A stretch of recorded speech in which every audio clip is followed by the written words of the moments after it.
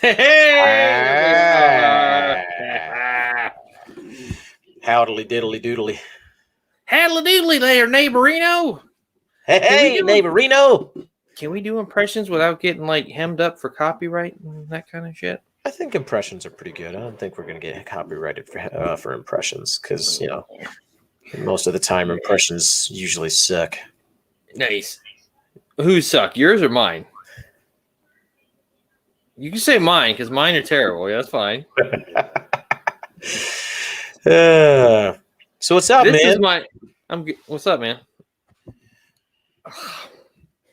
We gonna be continuing this chat on PTSD, y'all. Yeah. This one is recovery and coping strategies. Learning how to deal, learning how to work with it. So for those you guys are excited, man. Oh, go ahead. No, go ahead. That was what I was going to say.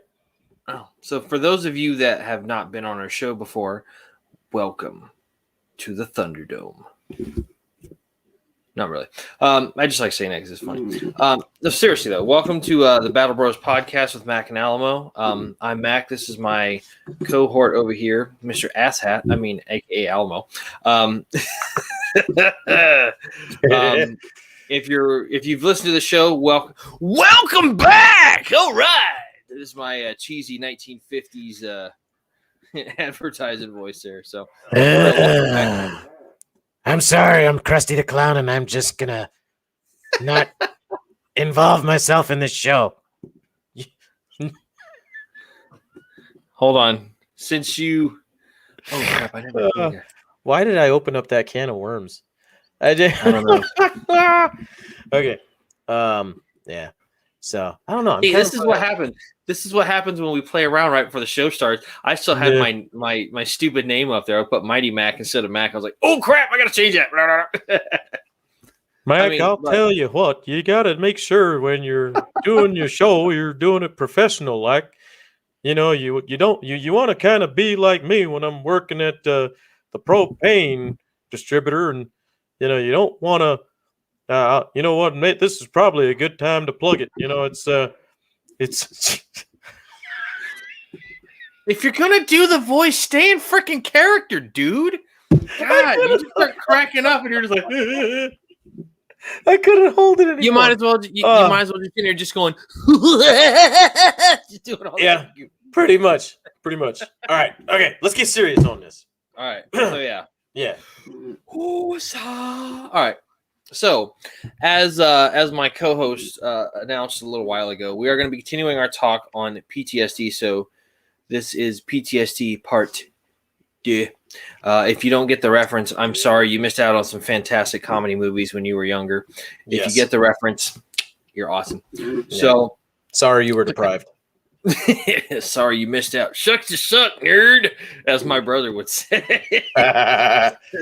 So, anyway, we're going to recap a little bit of the previous episode, then we're going to get right to this one. So last week we talked about PTSD, what it is, how it was founded, how it came to life, all that kind of jazz. So just to kind of recap here, PTSD is a mental and behavioral disorder that can develop because of exposure to a traumatic event, such as sexual assault, warfare, traffic collisions, child abuse, domestic violence, or other threats to a person's life. Pretty much anything you're just like, kind of, shakes your shit up a little bit, it's going to mess with you.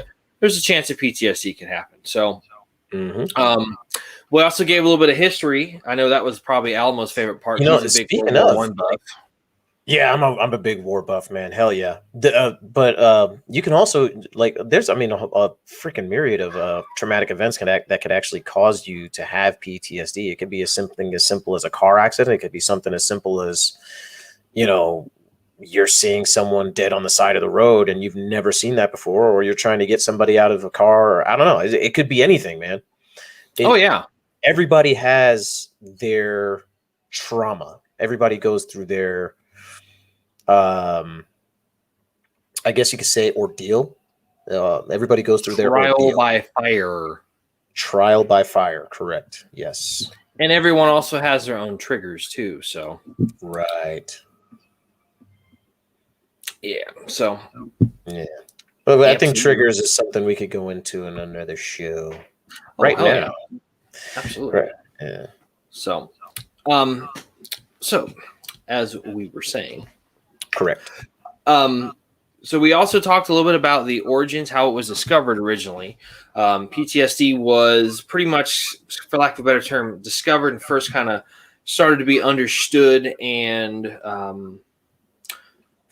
diagnosed, recognized. Thank you. Recognized during World War One. It went through a whole bunch of changes.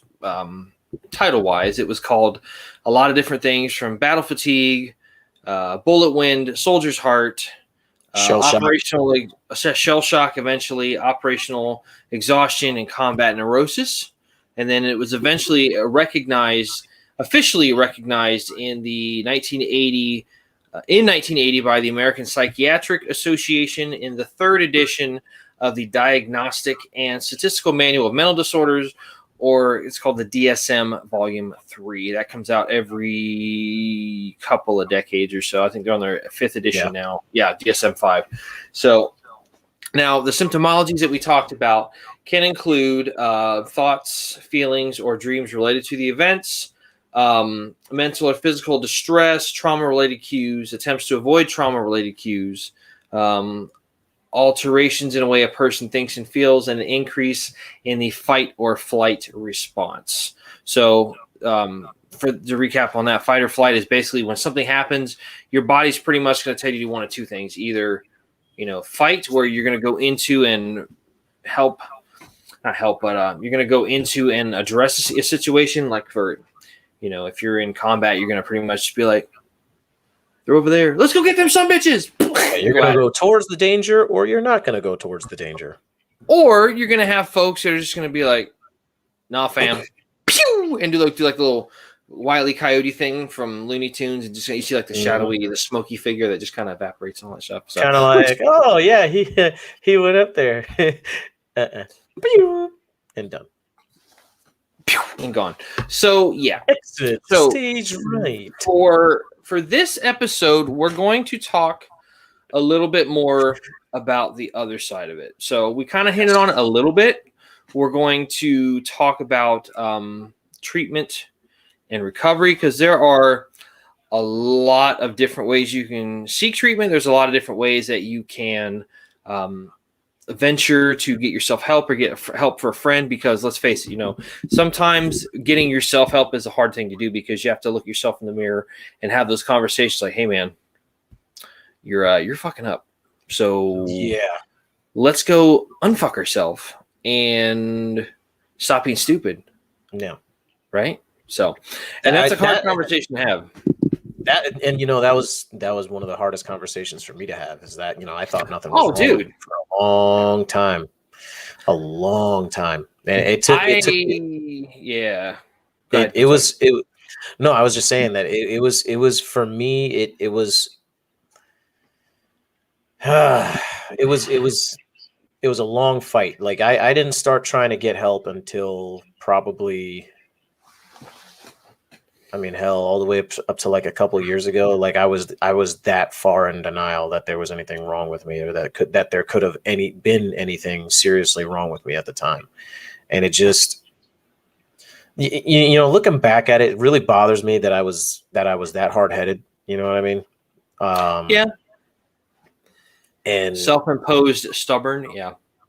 Yeah. And it, because there's trauma there, that I have, and it manifests itself in sometimes really bad ways, like where I just get like super freaking angry and shit. And I really try, I really try not to get there. You know what I mean? I've, for lack of better terminology, I've done a lot better lately than I used to.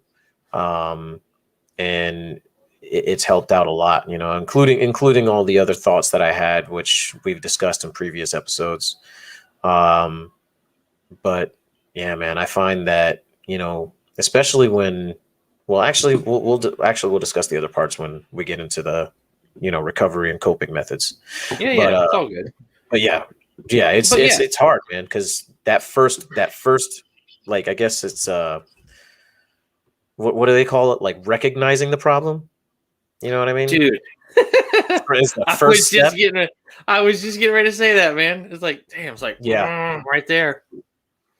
Freaking, so we joke all the time that like we're just sitting here, we'll call each other up and it'll just be like, hey man, what do you think about this? I'm like, get out of my freaking head, bro. Wow. Holy crap. I was just thinking literally the same damn thing, bro. Mm-hmm. Whoa. It's like a big old wave off Santa Monica Pier, man. Whoa. Yeah, man. I don't know why I went into that.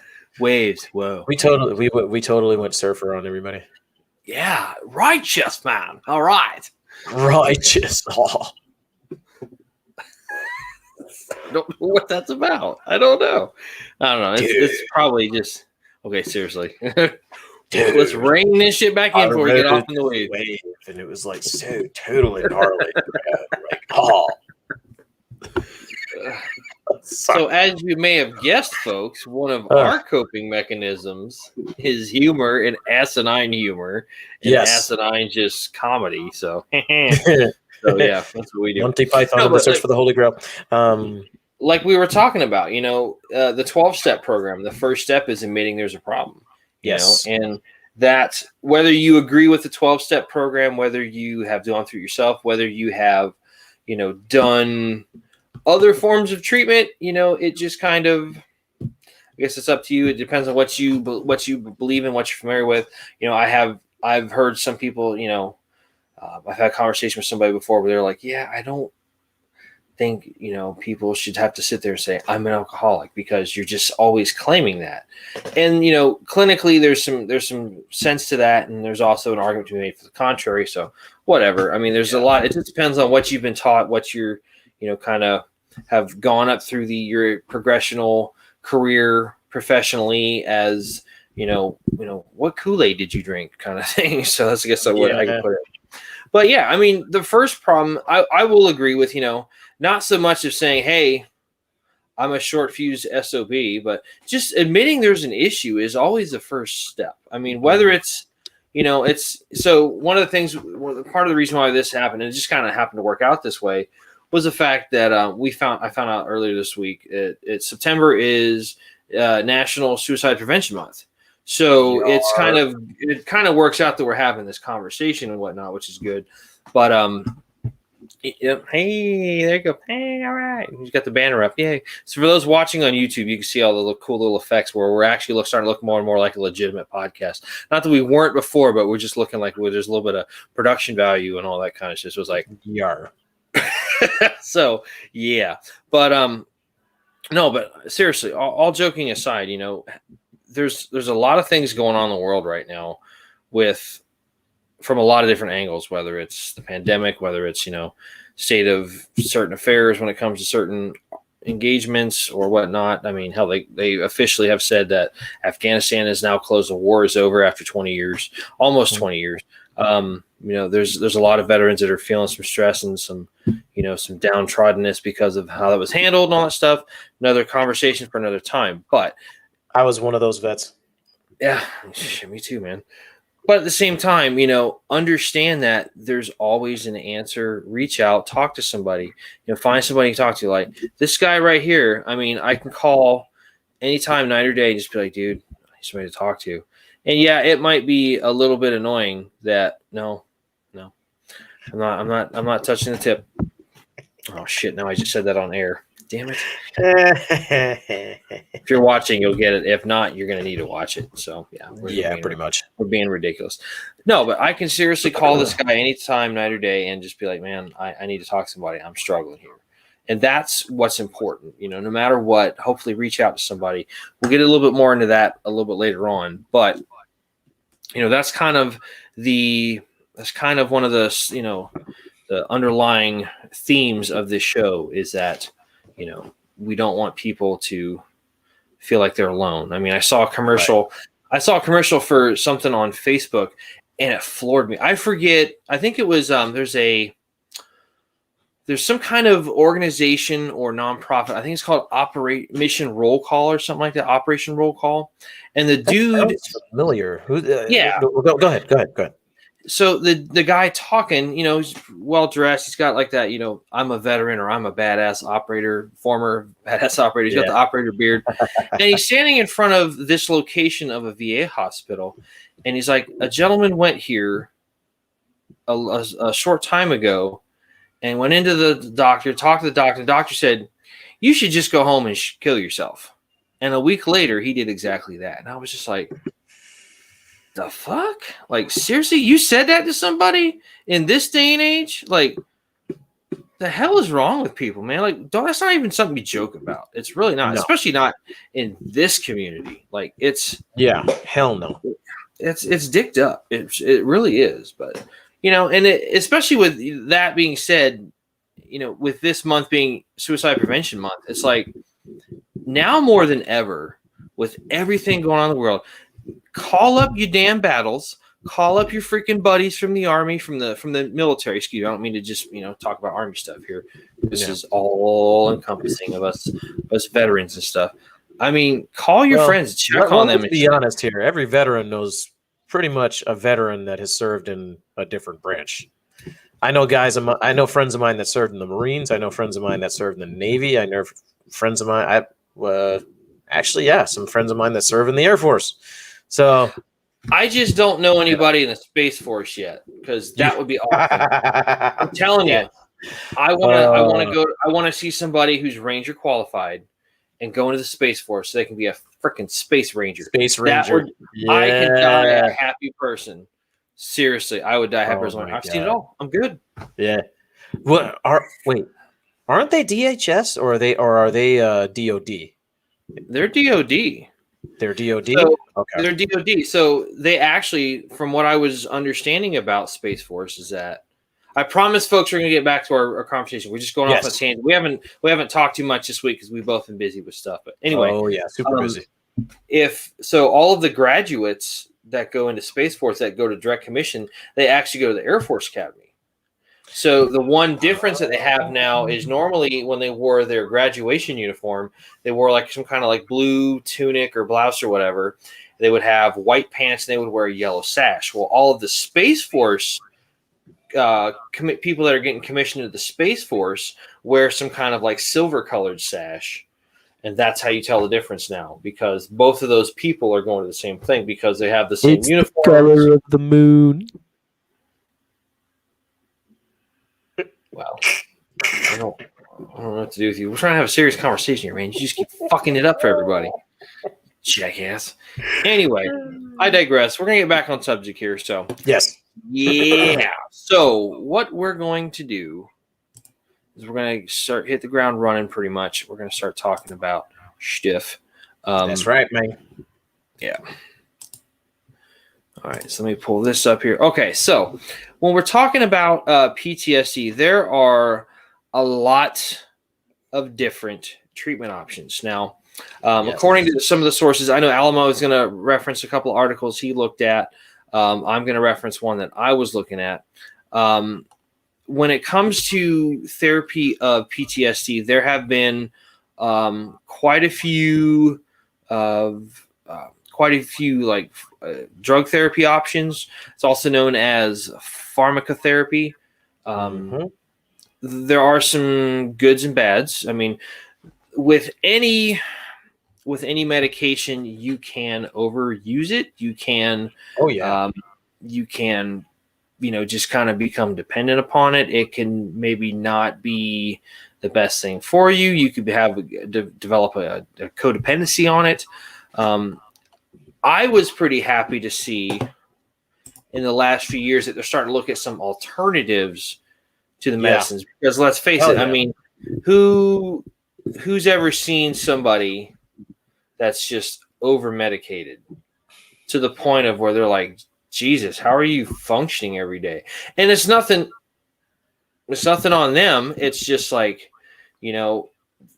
doctors just are so quick to, white coats are so quick to push drugs and shit on people. And it's just, I have a problem with it. Which is why I was so scared of like going to the freaking VA in the first place. Cause I didn't want to become one of those freaking like just freaking drugged out zombies, man. And like I've seen guys that they're just like, I mean, they kind of walk like whatever they're on or whatever they're being given. It just it like nothing phases them. Like, it's like, oh yeah, that happened. You're in that mental fog. Yeah. It's like, I mean, so okay, like, dude? Yeah. So like, I'm reading something on this article I'm looking up. It says antipsychotic medications have also been prescribed to treat PTSD, though clinical trials have not yielded consistent evidence for their efficacy. So it's like, it kind of works. 20% of the time it works. 100% of the time it's like, yeah.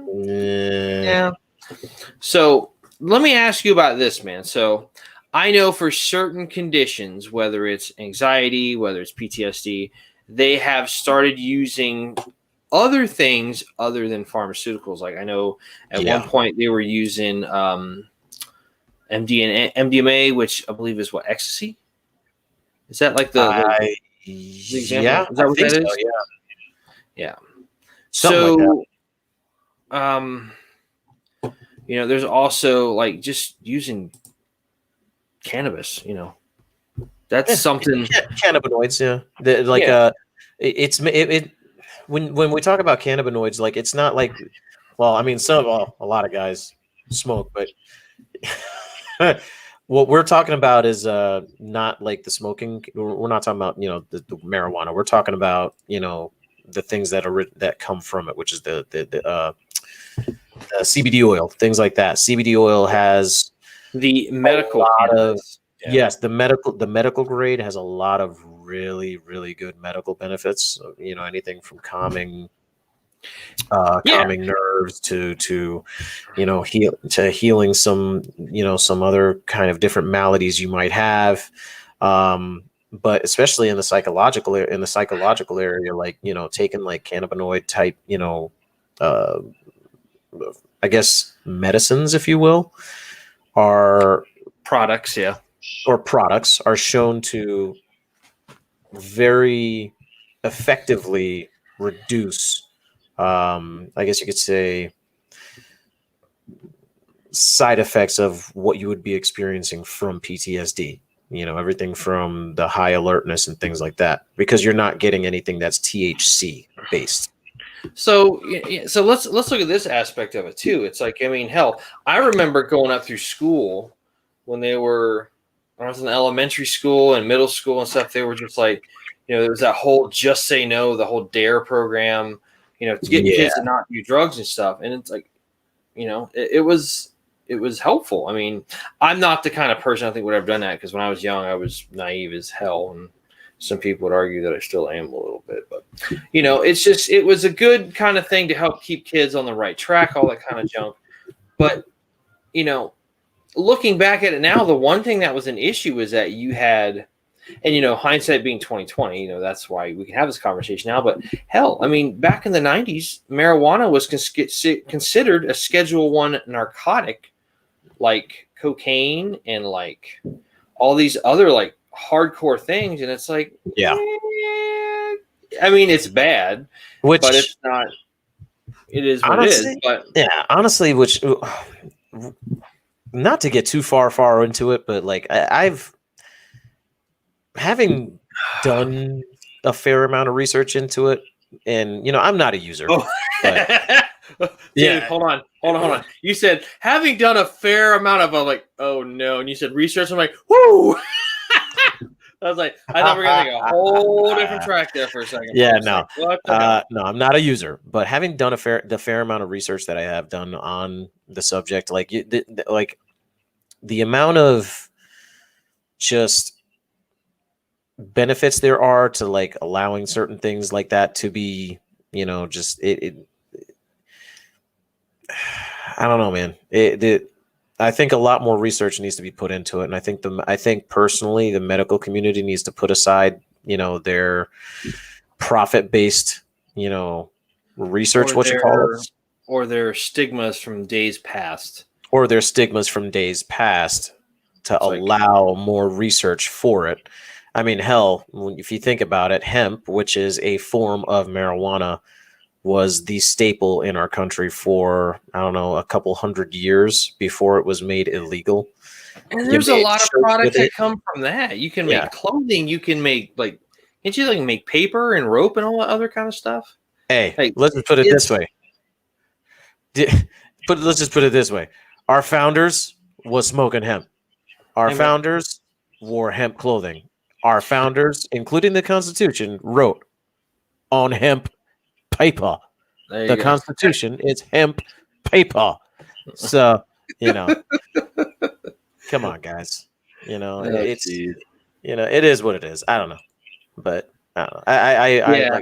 It's something, like I said, the more serious research needs to be done. Yeah. So, moving forward, I mean, one of I think the beneficial things that kind of goes along with that is the fact that a lot of states now are looking at decriminalizing it. So, yeah. I mean, I'm not one to say that, okay, first off, I'm the same, but I've never done any of that stuff. Call me a square, call me whatever kind of nerdy name you want to call me, whatever. I don't care. I just never had the inkling to. But, the good thing is now it's like, if you're going to do that stuff, do it in the privacy of your own home. And there's some beneficial stuff to it. I mean, there was, I was reading something a while back, not even talking about PTSD before we even started this podcast, but somebody was sitting here talking about how just soccer moms, like stay-at-home mom. I don't even say soccer moms in a derogatory sense, but the stay-at-home mom community. There was a lady she's like, yeah, it's I use edibles. I use, I'll take a small dose here and there during the day. She's like, and it was kind of a little eye-opening. I was like, wow, I never really thought about it like that. And it was just kind of a little intriguing, the little part that I did read, but it's there's options out there. I just always had a big issue when people would just because think about it, it's just having all those pills. It's a downward spiral. You get too many of them, you use them too much. They give you way more than you need to, and just be oh, you'll be fine. Especially because you got to remember the most of that stuff like methadone, Oxycontin, all those things are opioids. Yeah. All those things are opioids, bro. And that's a big crisis in this country now, is the opioid crisis. I mean, it's some bad shit, seriously. Yeah. So, but I mean, how many times have you seen on watching shows like Cops? I've seen several episodes where they'll have people doing undercover drug busts, and it's all these folks that are maybe I would say middle-aged, getting into their golden years. And they're struggling, and they're just selling some of these extra pills for money, not condoning it because it's illegal, but it's just it's kind of a self-causing problem where it's kind of just getting all these people hemmed up for no reason. And it's just there's other alternatives out there. I can't stand it when they're just here's a bunch of pills, read the instructional paperwork we gave you. Oh, we didn't give it to you? Okay, look it up online. Oh, we didn't look it up? Well, you'll figure it out.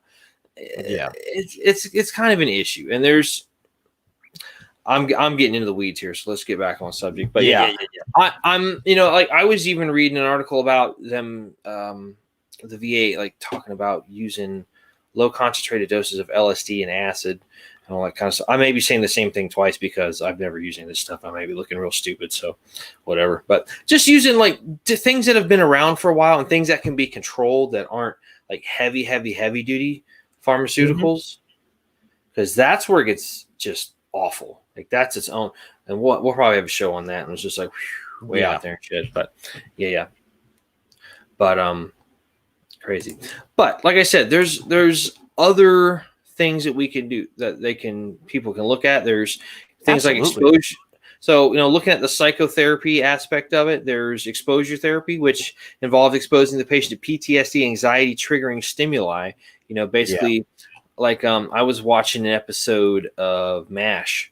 And one of my favorite, non-main characters was Dr. Signe Friedman, who is the psychiatrist who would come on for every once in a while. And he actually, on one episode, he shows up on the casualty bus, and he's got a head wound because he was actually treating this guy out in a foxhole in the middle of Korea, trying to get him back into this stuff. So it's that stuff, and that was what, the 50s. You know, that's Korea. Yeah. So that stuff's been around for a long time. I mean, absolutely. But cognitive behavior therapy, relaxation techniques are awesome. That's, I mean, hell, that's explaining all that kind of stuff. But I mean, just looking at this stuff, there are so many different ways. I mean, I've seen some people try acupuncture, which I'd try it just for the sake of relaxation. I'd try it. Occupational therapy, emotional phase therapy, yoga treatment, trauma group therapy. There's literally a bunch of different ways to go about doing this. So yeah, man. So what did you find, Alamo? Let's hit up what you got. So. Well, again, a lot of the stuff that I found was kind of very similar. I mean, they stated everything from, you know, basically, you know, it kind of leans into exposure therapy, kind of just let yourself, you know, feel and go, like, kind of in your head, go through what you kind of went through before. So like, it's kind of like a it's kind of like you try to go back and remember it. Obviously it says it here in the article it actually mentions that you might want to do it, like, obviously you'll want to do it with like a therapist or someone, you know, and just kind of like, you want to revisit those traumas, because the more you talk about them, the more you're able to overcome them. Right. Because you're, you know, kind of like that. I think you've mentioned it before. Kind of like it's almost like watching a scary movie, but you know, it's kind of like watching a scary movie on repeat until you're not scared of it anymore. Like, you remember it, but you're not, you know, it's not like, oh shit, you know, that part got me. You know what I mean? So hypothetically, yes. What happens if you're like a 37-year-old guy who still gets freaked out at horror movies, knowing that the scary shit's coming up? And you're just like, yeah, I'm asking for a friend, by the way. But he's like, hey, I still can't watch this. I don't do scary movies. So, well, then you're screwed. They also mention, and of course, I'll tell him that. Thank you.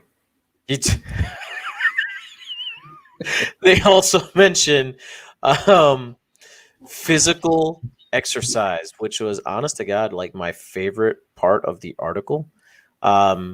Yeah, which man. Is this the article that was on the .com article or the .org website?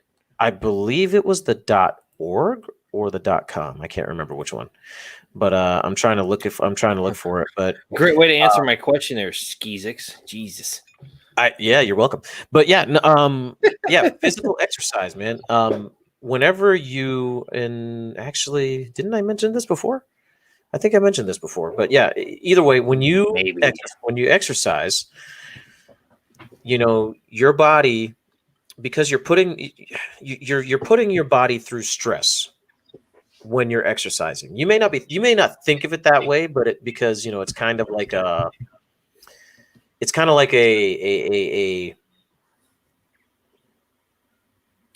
I can't think of the word, but it's a type of stress that you're putting your body through specifically because you're willing to do it. You know, you're putting in. It's probably something along the lines of like a forced stressor. I guess like a forced stressor. And what your body's doing as you're putting yourself through that stress, you're, you know, lifting steel, going on that run, doing your spin class, yoga, whatever. You're releasing all types of, you know, feel-good chemicals that go into your body, and all these endorphins get into your system, you know, all the good stuff. What that does is it raises your body's mood, because of, you know, with all the chemicals flowing through your body going into your brain, it puts your body at a more rested state, you know, I guess, if you will. Because you're not having to worry about, you know, dealing with the stress, because you've already put your body through a stress, which is why, good God, do I love exercising. I miss it so much. The move has made it so, since I've been so busy, the only exercise I've really been getting is work, and I've really wanted to get, you know, so tomorrow I'm definitely trying to hit the gym. Yeah, man. But, you know, and there is a clear difference, and I'll tell you since I haven't been exercising to now, there is a very, very clear difference as to how I react when I've exercised and how I react when I have not. I'm far, far more calm when I've been exercising than when I haven't. Far, and it's telling, man. It's really, really telling how good for you exercise really is. If I remember something from like one of my health classes in high school, it's like by exercising more, you put your body at a lower like resting heartbeat or whatnot. Is that sound about right? Correct. Because your body, your heart's not having to struggle as hard to pump the blood through your body. Because the exercise is what it's doing. It's literally causing your veins to constrict, and it's basically constrict, contract, and and expand, simultaneously while it's going, as your heart's going, as that blood flows pumping through your body, like I said, all those chemicals go through. So by working out and by giving that stressor to your body, you're actually enhancing the level of calm and feng shui that you're going to experience in yourself later. So exactly. As John would say, nice. Yeah. Also, that guy. Yeah, I know. Also, another one thing, again, this is something that we mention all the time on the show. It's kind of become, find someone to lean on, man. Find your friends, if you have to, if you don't feel like you could talk about it with your friends, find a therapist.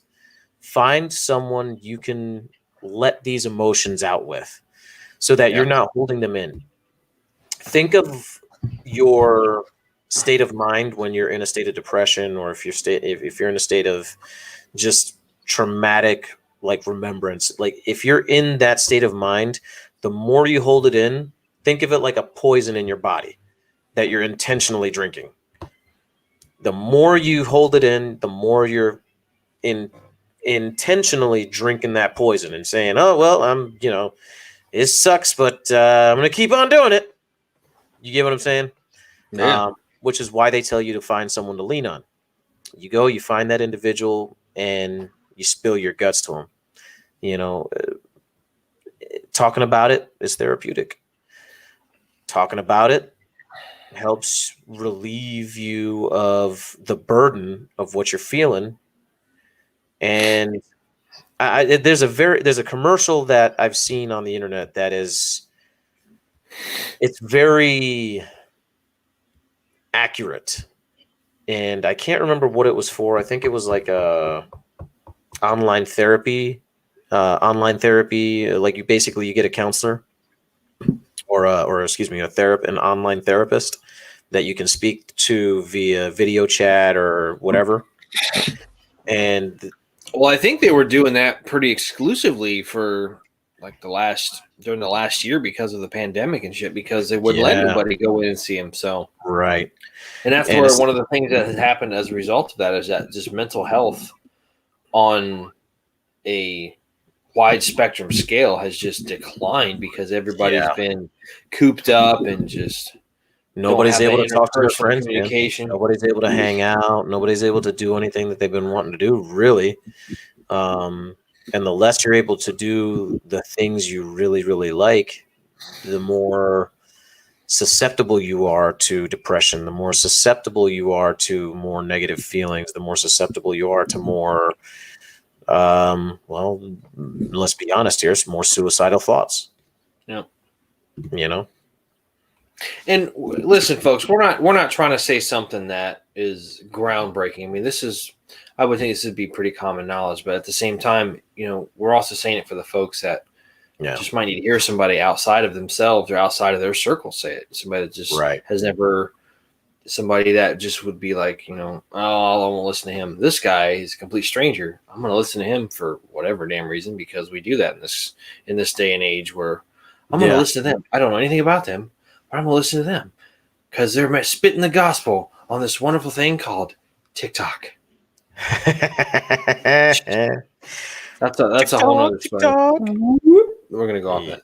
Yeah. My daughter's like, Daddy, what does that have to do with the clock? I'm like, That's a very good question, kid.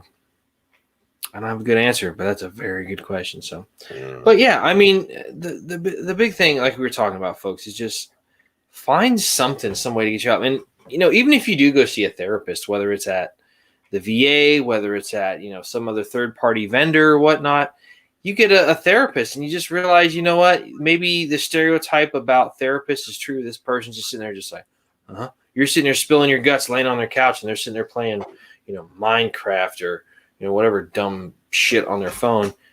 Guess what? Get a new therapist. Find somebody that's going to work with you to work for you to get some help. It's like you hear those commercials online about, or on the TV and on the interwebs and all that stuff about lawyers. If you got a lawyer already, guess what? You can fire him and get a new lawyer that's going to do a better job for you. So yeah, get somebody on, get somebody who's going to be an asset to help you get what you need, not just somebody who's just sitting there like, hey. Yeah. So. And another thing too, this is probably going to be the last thing. Another thing that they mentioned in the article as well is just give yourself some personal days. You know what I mean? Find some time to bring yourself into Zen. Like find your peace. You know what I mean? Give yourself like a day where you just focus on, I'm gonna go ahead and I'm gonna freaking what you call it? I'm gonna take focus a mental health day. I'm gonna focus on me. Exactly, which is why there's people that do meditation. There's people that specifically have themselves prayer days. Like for me, for myself, for example, I have. Because again, like I'm a man of faith. I have days of fasting where I get rid of all distractions. I fast from anything from food to my games and TV, and I will focus on my relationship with God. And I noticed that for me, when I do that, it brings me a lot of peace, and I can do it anywhere from maybe a day, 24 hours, sometimes 48. It just depends on how I feel. And it just depends on where my body feels like it needs to go with it, along with my relationship with God. So that's usually how I do it. And again, this is not, folks, I'm not trying to get you to sip on the Christian Kool-Aid. Like I'm saying what works for me. Okay. I'm not forcing anybody to do any of that stuff. I'm telling you, just as a man of faith, that's my thing. The Christian Kool-Aid. Wow. Yeah. Warheads to foreheads over here, folks. You just learn all kind of shit. Listen to the show. if y'all are all about the meditation, or if you guys just freaking, another thing that I used to do, but again, I coupled it with prayer, but going on freaking nice nature walks, man. Absolutely. Find yourself a nice nature trail, put on your damn walking shoes, a nice pair of freaking shorts with a good t-shirt. And I'm not going to lie, dude, I was taking nature shots with my camera for like 3 months just to keep myself sane. It worked out really well. What was the pandemic that they had like 100 years ago, like in 1918? Was it influenza? Spanish flu. Spanish flu. Okay. So, and it's funny because one of the things that they said that was helpful to the curing of that, now mind you, medicine was, literally 100 years ago. Doesn't have the technology and the advancements it has now. Yeah. One of the things that they said that helps is just getting out and getting some sun. Getting some fresh air, some sun, some, vitamin D and all that good stuff. Mm-hmm. And, I tell you, man, like, yeah, I totally get it. It's funny too, how you change as well. Like I was going somewhere else with this and it just totally just left my mind. But, I find it funny, like, that's what it was.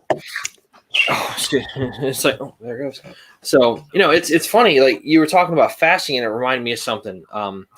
A few times in the past couple of years, something that I've done is I fasted away from social media for like a week. at a time just to kind of unplug and reset. And I know that's not exactly PTSD, but just let's face it, man, there's a lot of noise out there nowadays. There's a lot of legitimate things out there, but there's a lot of noise, and it's kind of nice to just unplug and just kind of like just kind of reset and get all that stuff out of your system. So yeah, I totally get it.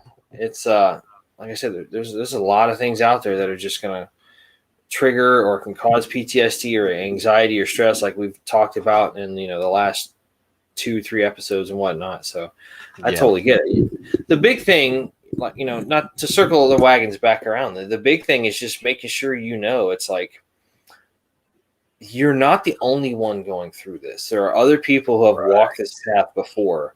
There's other people who have gone on the path to recovery. And, that's what's so crucial about us doing this podcast, is that sense of community.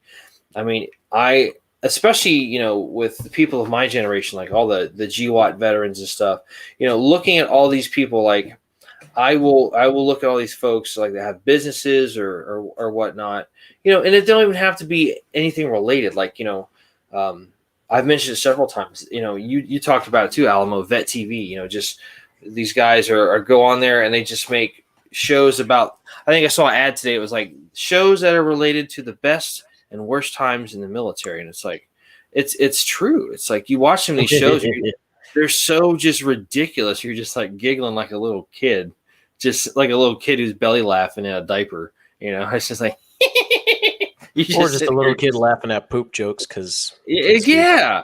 But there's also other things too. Like I just love like the entrepreneurial spirit of our generation. We take that focus and that drive and that determination and that, guess what? I'm not fucking quitting.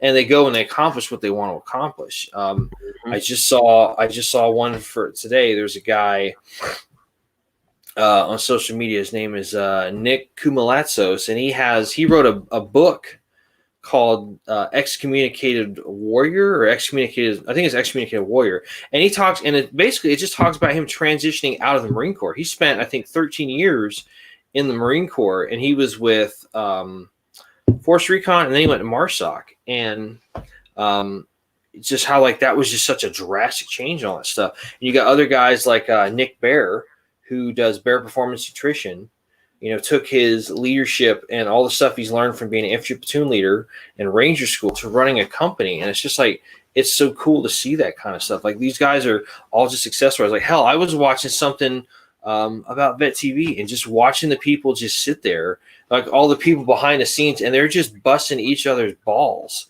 just giving each other just a total ton of shit about something, but they're all laughing. I'm just like, yeah, that's what it's all about. And it's just, that's recovery. Just watching that stuff. Like the guys with, hell, just busting each other's balls. That is recovery. Just doing that is recovery, man. Cause then you're taking something totally morbid and you're morphing it by just dark humor into something that's like, yeah, that was good times. Yeah. He called me an ass. It's good burn. And it's funny. I mean, just a simple thing of, like we said earlier, just reaching out and knowing that there's an issue with yourself and you want it, not that you need to get better, but you just want to change something. It's not our place to say, oh, adapt you're wrong to you're adapt broken. to your new daily environment. Yeah.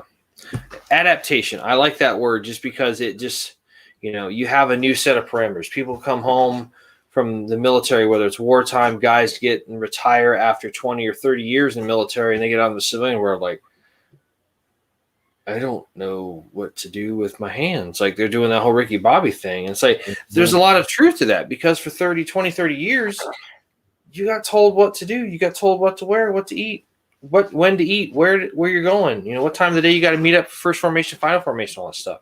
Yeah. You had job taskings, you had objective. Well, we're not going to do anything today, but you got to PMCS to striker. Okay. Break down the 60s and make sure everything is good to go. All right. So, I mean, yeah, the biggest thing, like I said, I'm not a mental health expert. I work in the field. By no means. Yeah, by no means. I mean, I work in the field. One of my jobs, I work in the field of applied behavior analysis as an RBT. So I work with people that have behavioral, behavioral difficulties that they need to work on and whatnot. But there's ways you can get help. There's ways that you can, try to improve the situation and just improve your quality of life. Not that you're wrong, okay? Because things happen, things change you as a person. You change as a result of things happening to you. But just know that, one, like we said, you're not alone. And two, there's options for you. So Correct. Whatever those options may be, whether it's through the VA, whether it's through third party, take it all with a grain of salt. Talk to a lot of different sources. Find somebody out there, man. It's even if you can't do any of that stuff, find somebody to talk to. I mean, like I said, I can call this guy and call him anytime I need to, and he can call this guy and call me anytime he needs to just be like, no, to just work through some stuff, and what makes people, let me find how I want to say this. What makes things workable is the people you have around you. And that's not 100% of the time, but just for most folks, there's people that you can reach out to and care to. And 9 times out of 10, I would say they'd be like, yeah, let's get some help, or I'll help you, or whatnot.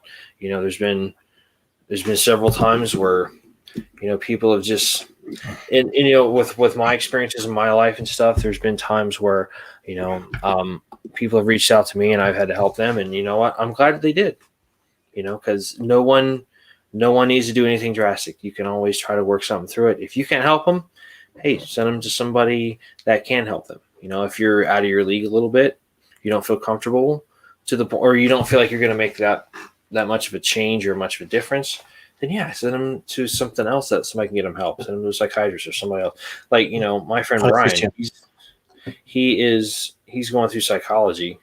He's almost got his master's. I think he's on like his second internship or something. Then he's done. Nice. But we have, literally lots of conversations about just mental health, behavior this, psychology that. And yeah, and he'll tell me, he's like, dude, you're kind of acting weird. Are you okay? I'm like, yeah. No. Okay, let's talk about it. And we talk about it, and you know what? It's good to go. So, yeah. Roger that. Yeah. So, did you have anything else you want to add, man? I know this was kind of a loosely scripted show. So, yeah. We did our research for it, folks. We really did. It just we did. There was a lot of screwing around, and we kind of got a little the chicken on the wheat, but bottom line really is we really, really wanted to focus on, there are ways, and not necessarily the things that we suggested, you have to find what is the most comfortable for you. If, if exercising and then talking to your buddies about stuff, like kind of like how that's my thing, that's not going to be everybody else's thing. But I scream in traffic a lot with my windows up and the radio blaring. That's just me. Careful. Why are you giving me that weird look, man? Don't judge me. Yeah, squinty eye look. What are you trying to say? It's all good. No, but like you're saying, folks, you got to find what works best with you. That's why, we, in previous episodes, we've gone and we've gotten with other people that have a different bailiwick, like, my friend Dr. G, who has his PhD in neuroanthropology. We reached out to our high school friend Linda. She has she's into the holistic wellness kind of venture of things, where it's mind, body, spirit, all that kind of jazz. Talking to my friend who's going to have a master's in psychology. It's like, that's no small feat. That's a lot of damn work. So, we're not experts by any stretch of the imagination, but we want to give you some options so that you can try to, get help that you need, get kind of just. We have enough contacts as well that. Yeah. Our sphere of influence is getting bigger. So. Indeed. Indubitably. Yeah, it's my T-14 space detonator. I don't know why Marvin came out. I don't know either. Yeah. We say we wrap this one up, huh? Yeah, sure thing, Bello. Sure thing, Bello. Okay, there, man. Thanks, there. Put up that first banner, if you would, about what the month is. So, closing out, as we said, we wanted to talk about this because one of these undertones here is that September is National Suicide Prevention Month, and it's very, very, very important to know that there is somebody you can talk to. If it's not us, it's a friend. If it's not a friend, it's a family member. I mean, there's also the Suicide Prevention Hotline, which is right there on the screen. For those that are not able to see the screen because you're listening, it's 1-800-273-8255. Again, that's 1-800-273-8255. So they are open 24 hours a day. If you're feeling like you don't have a way out or you need to talk to somebody like quick, fast, and in a freaking hurry, call that number. They'll get somebody there. We say all the time, don't come up with a permanent solution for a temporary problem. Correct. Any problem is temporary. I mean, unless you're sitting in prison, slightly different story there. But might not have been the best example. But like we were saying, there's ways you can get help. There's ways that you can, and try to help yourself out, give yourself some resources to get the assistance that you need. Because nobody's going to have to go through this together, or excuse me, no one has to go through this alone, and you shouldn't think that you have to. There's always resources. You just may not be aware of them. So yeah. So, what now, man? Well, what about that Battle Bros code there, Bucko? So yeah, thank you. One of the things that we came up with when we were doing the show, I'm not going to put the graphic. I'm just going to roll with it today. We came up with like a little mantra just to kind of help us stay on track.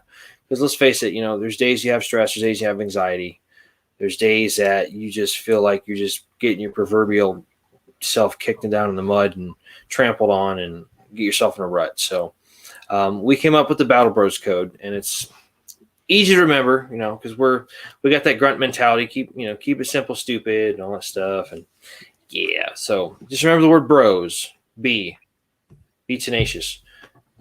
Don't half-ass your way through life. If you're going to do something, do it to the best of your ability.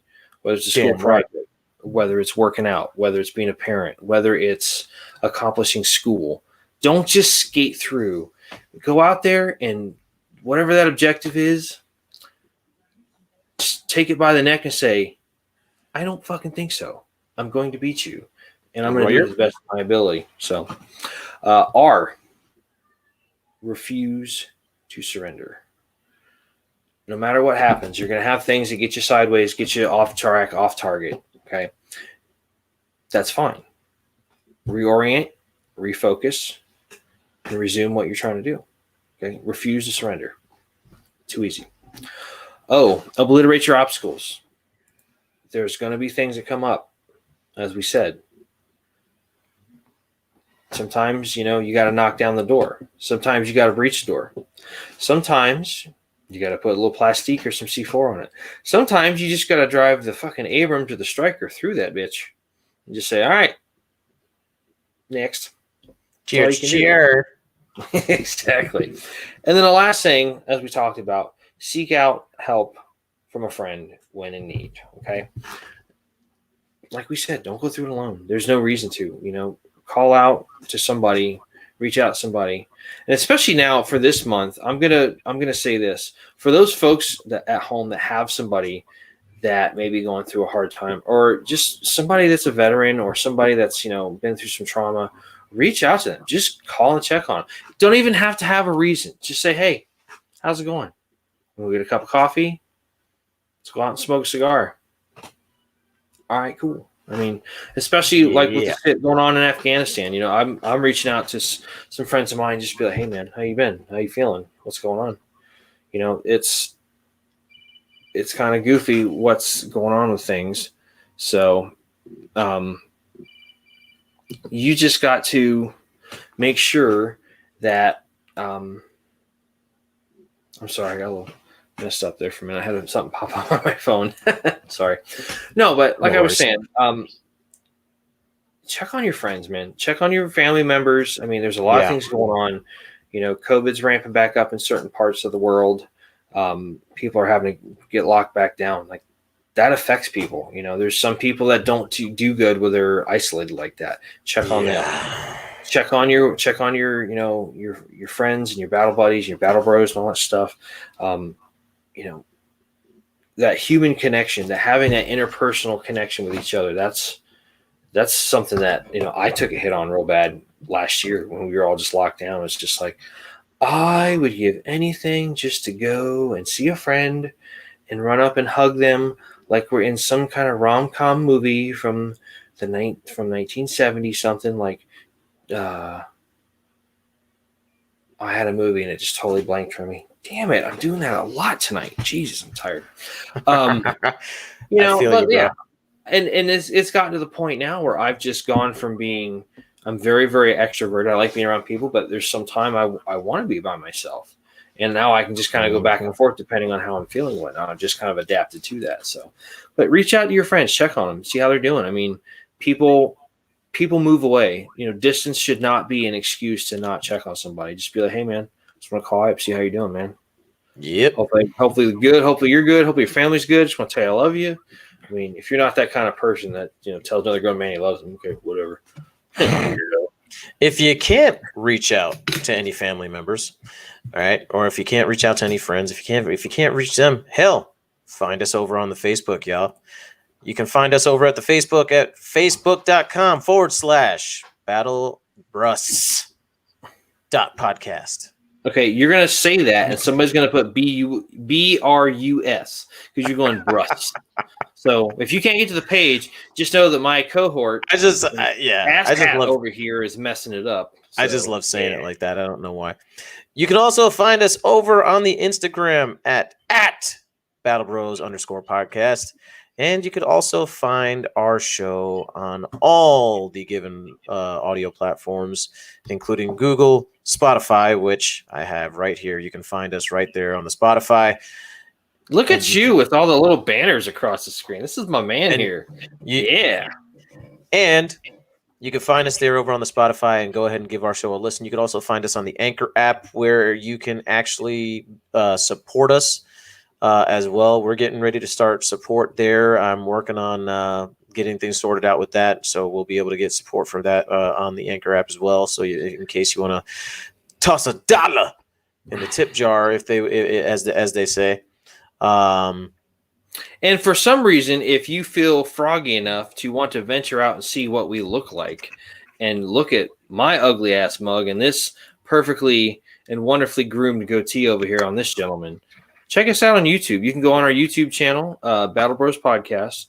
You can watch all of our old shows because this show, it goes out and we record it for audio and record it for audio and visual. So you can watch shows and just watch it when we just lose control and start laughing at each other uncontrollably and tell dumb, goofy ass stories and whatnot. But yeah, I mean, it's I'll tell you, you know, as much as frustrating as it is to try to, you know, put on a show. I mean, it's a good challenge. We like doing this. We have a lot of fun with it.